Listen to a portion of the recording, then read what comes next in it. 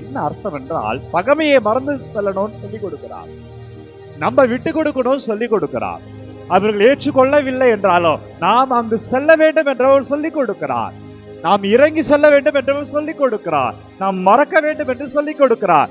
எனவே அன்பர்களே, பலருக்கு இது ஒரு மெசேஜாக இது முதல் நாள் மதத்தை தொடங்குறோம் அன்பர்களே.